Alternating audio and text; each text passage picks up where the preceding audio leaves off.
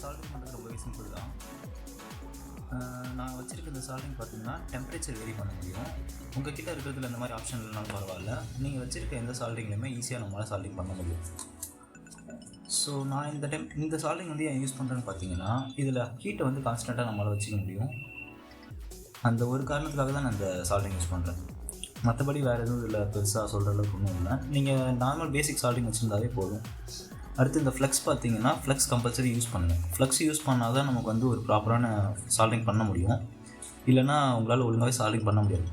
So compulsory flex வேணும். Next laddu பார்த்தீங்கன்னா நிறைய குவாலிட்டி இருக்குது. அதில் கொஞ்சம் நீங்கள் நல்ல ஒரு ஹை குவாலிட்டியான லெட் யூஸ் பண்ணிங்க அப்படின்னா உங்களுக்கு சால்டிங் பண்ணுறதுக்கு ரொம்பவே ஈஸியாக இருக்கும். நீங்கள் லோ குவாலிட்டி லெட்லாம் யூஸ் பண்ணிங்கன்னா அது ஒழுங்காக மெல்ட் ஆகாது. ஸோ அதனால் கொஞ்சம் நல்ல குவாலிட்டியாக பார்த்துங்க. இப்போ ஹீட் பார்த்தீங்கன்னா நான் ஒரு 350 டிகிரி செல்சியஸில் வச்சுக்கிறேன். 350 வச்சுக்கோங்க. ஸோ இல்லைனா பிரச்சனை இல்லை, இருந்துச்சுன்னா ஒரு வேளை நீங்கள் 350 வச்சுக்கோங்க. ஸோ நமக்கு 350 போதுங்க. 400 அதுக்கு மேலே போச்சுன்னா நம்ம பெரிய காம்பவுண்ட் யூஸ் பண்ணுற மாதிரி இருக்கும். ஓகே, நெக்ஸ்ட் நமக்கு ஸ்க்ரப்பு வேணும். ஸோ இந்த மாதிரி ஒரு ஸ்க்ரப் ஒன்று வாங்கிக்கோங்க. இந்த ஸ்க்ரப் எதுக்குன்னா, நம்மளோட சால்டிங் எட்ஜில் பார்த்தீங்கன்னா ப்ரீவியஸாக பண்ணதோட டஸ்ட்டு ஃபுல்லாக ஃபார்ம் ஆகிருக்கும். இந்த மாதிரி டஸ்ட்டு ஃபார்ம் ஆச்சு அப்படின்னா உங்களால் சால்டிங் பண்ணவே முடியாது. லெட்டு சொல்லப்போனால் அதில் மெல்ட்டே ஆகாது. ஸோ அதனால் நல்லா இந்த மாதிரி ஒரு ஸ்க்ரப்பை வச்சு யூஸ் பண்ண கற்றுக்குங்க. நான் இப்போ உங்களுக்கு வச்சு காட்டுறேன். நீங்கள் அப்படியே ஸ்க்ரப்பை வச்சு ரப் பண்ணாமல் டைரெக்டாக லெட்டை நீங்கள் இதில் மெல்ட் பண்ண பார்த்தீங்க அப்படின்னா இது வந்து சுத்தமாக மெல்ட்டே ஆகாது. அதோட டஸ்ட்டு ஃபார்ம் ஆகிருக்கிறதுனால உங்களுக்கு சுத்தமாக லெட் மெல்ட் ஆகாது, அதில் ஒட்டவும் செய்யாது. ஸோ இதுக்காக தான் சொல்கிறேன். பார்த்தீங்கன்னா உங்களுக்கே தெரியும், சுத்தமாக வந்து லெட்டு மெல்ட்டே ஆகாது.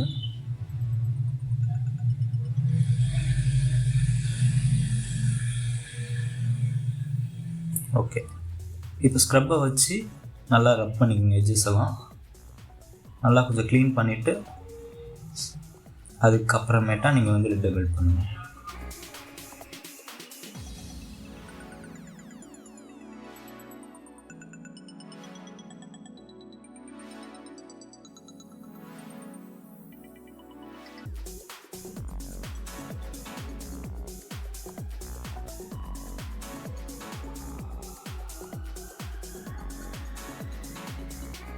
நெக்ஸ்ட் பார்த்தீங்கன்னா, இப்போ நான் உங்களுக்கு இந்த ஸ்பீக்கரில் உங்களுக்கு நான் ஒயரை வந்து சால்டிங் பண்ணி காட்டுறேன்.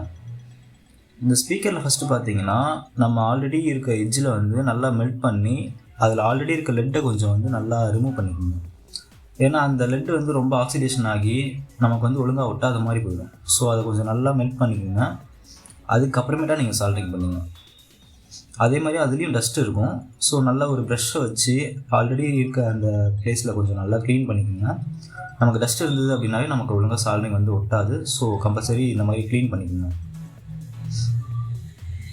நெக்ஸ்ட்டு இப்போ ஒயர் எடுத்துக்கோங்க. ஒயரில் பார்த்தீங்கன்னா எட்ஜை ஃபுல்லாக ஓரளவுக்கு நல்லா கட் பண்ணிவிட்டு அதை நீங்கள் டைரெக்டாக நீங்கள் லெட்டில் வைக்காமல் ஃபஸ்ட்டு ஃப்ளெக்ஸில் வச்சுக்கோங்க. இந்த மாதிரி ஃப்ளெக்ஸில் வச்சுட்டு அதுக்கப்புறமேட்டா நீங்கள் லெட்டில் வச்சிங்க அப்படின்னா உங்களுக்கு சால்டிங் அந்த லெட்டு பார்த்தீங்கன்னா ஃபுல்லாக வந்து இந்த காப்பரில் வந்து ஸ்ப்ரெட் ஆகிடும். பாருங்கள்,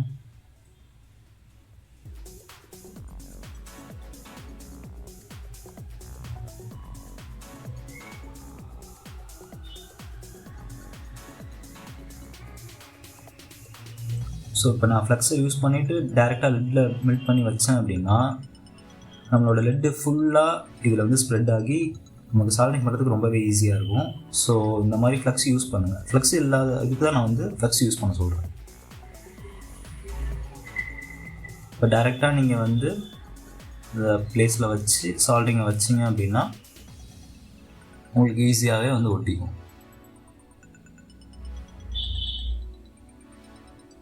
அவ்வளோதான். இதை பார்த்தீங்கன்னா உங்களுக்கே தெரியும், நல்லாவே ஒட்டிச்சு.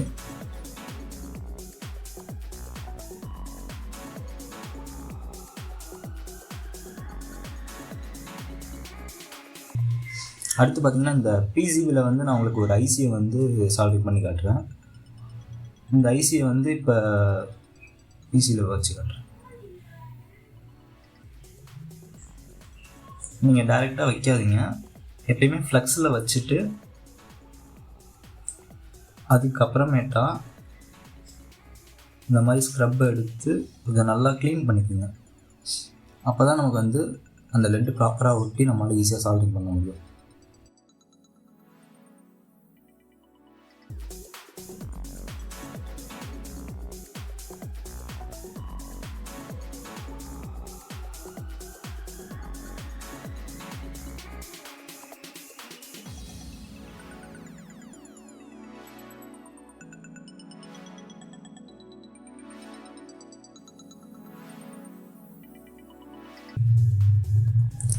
அந்த நீங்கள் காப்பர் ஒயரில் வச்ச மாதிரி சேம் ப்ரொசீஜர் தான்.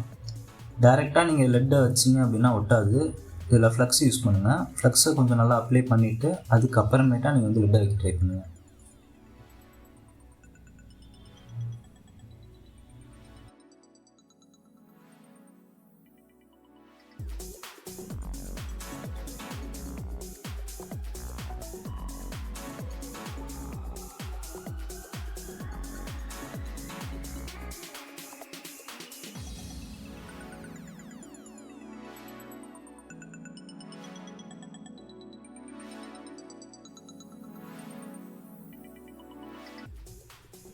அப்போ இதில் ஃப்ளக்ஸ் இருக்கிறதுனால நம்ம லெட்டை மெல்ட் பண்ணி டைரெக்டாக அதில் வச்சாவே ஈஸியாக சால்டிங் வந்து ஒட்டிக்கும்.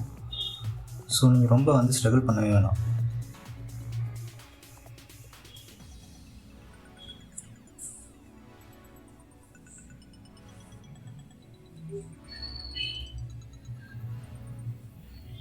ஓகே, அவ்வளோதான் ஃப்ரெண்ட்ஸ்.